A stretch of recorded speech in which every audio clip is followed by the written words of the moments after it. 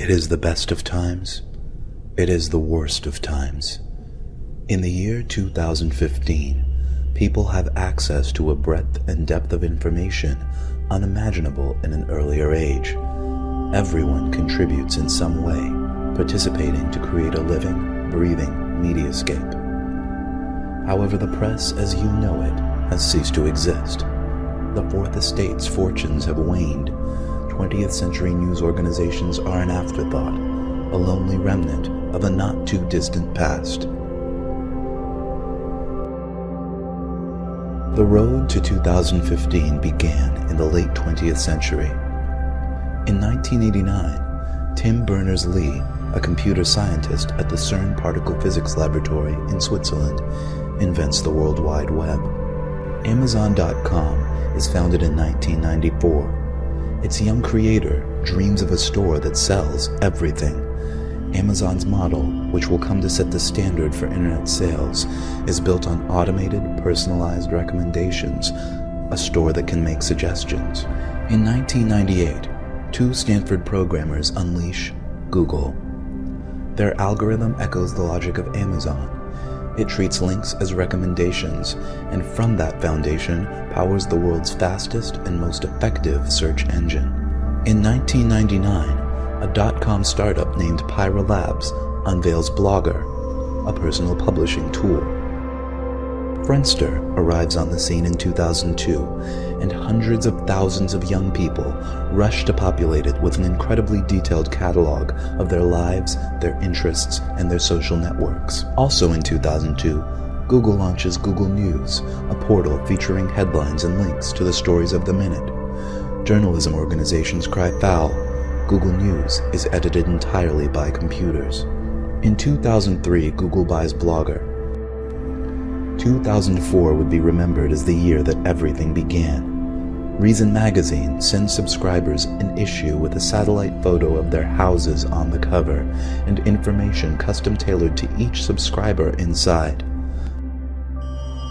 Google unveils Gmail with a gigabyte of free space for every user. Microsoft launches Newsbot, a social news filter. Google buys Picasa, a tool for organizing images. Amazon releases A9, a search engine built on Google's technology that also incorporates Amazon's trademark recommendations. And then, in August, Google goes public. Awash in new capital, it acquires Keyhole, a company that maps the world and puts it online. Google also begins digitizing and indexing the world's libraries. Apple's iPod inspires podcasting, and the age of personal radio begins. We can all broadcast our own thoughts, our own music, directly to each other's music players. 2005. In response to Google's recent moves, Microsoft buys Friendster. Apple releases the Wi-Fi Pod, a portable media player with integrated camera that can send and receive podcasts and images on the go. 2006. Google combines all of its services into the Google Grid, a universal platform that provides a functionally limitless amount of disk space and bandwidth to store and share media of all kinds. Each user selects her own level of privacy. She can store her content securely on the Google Grid, or publish it for all to see. It has never been easier for people to make their lives part of the media landscape. 2007. Microsoft responds to Google's mounting challenge with Newsbotster, a social news network and participatory journalism platform. Newsbotster ranks and sorts news based on what each user's friends and colleagues are reading and viewing, and it allows everyone to comment on what they see.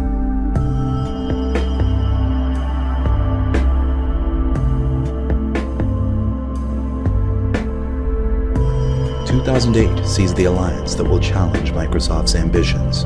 Google and Amazon join forces, forming Google's On. Google supplies the Google Grid, an unparalleled search technology. Amazon supplies a social recommendation engine and its huge commercial infrastructure. Together, they use their detailed knowledge of every user's social network, demographics, buying habits, and reading interests to provide total customization of content and advertising. This year, the New York Times switches to a paid subscription model online. However, its content stream remains open to Googlezon's indexing computers. The news wars of 2010 are notable for the fact that no actual news organizations take part. Googlezon and Microsoft face off, enhancing their services week by week. Googlezon finally checkmates Microsoft with a feature the software giant cannot match. Using new algorithms, Googlezon's computers screen stories for names, places, images, and other contextual cues, isolating facts from quotes and turning statistics into flexible equations. Then, Googlezon resorts, recalculates, and recombines these scraps with our information. Our blog entries, our photos, our purchases, our lives. Suddenly, news is more relevant than ever before. In 2011, the slumbering Fourth Estate awakes to make its first and final stand. The New York Times Company sues Googlezon, claiming that the company's fact-stripping robots are a violation of copyright law. The case goes all the way to the Supreme Court, which, on August 4, 2011, decides in favor of Googlezon. On Sunday, March 9, 2014, Googlezon unleashes Epic. The evolving, personalized information construct is the system by which our sprawling, chaotic mediascape is filtered, ordered, and delivered. Everyone contributes and many people get paid, a tiny cut of Googlezon's immense advertising revenue, proportional to the popularity of their contributions.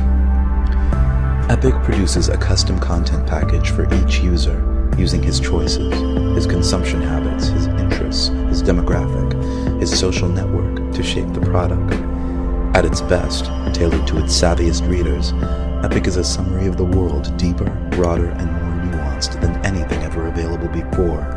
But at its worst, and for too many, Epic is merely a collection of trivia, much of it untrue, all of it narrow, shallow, and sensational. In 2014, the New York Times goes offline. In feeble protest to Googlezon's hegemony, the Times becomes a print-only newsletter for the elite and the elderly. 2015. Pinky Nankani, a refugee from the defunct New York Times digital edition, finds a new journalistic calling. She begins to collect and filter GPS-tagged neighborhood broadcasts. Soon, Pinky's feed is a local lodestone, and more of her neighbors tag their broadcasts with GPS data as they realize they too can be a part of it. Hey, it's me. If you're listening, I think a bunch of us are going to go meet up at Progress Park. We're thinking about doing like a little barbecue. I was thinking If you go to the park, do not bother with 9th Street. There's this big accident at Garfield, and it's all backed up. It's totally a mess. So, Have you guys gone out today? If you haven't gone out today, please go out today. It's an incredible day. Take a look at this.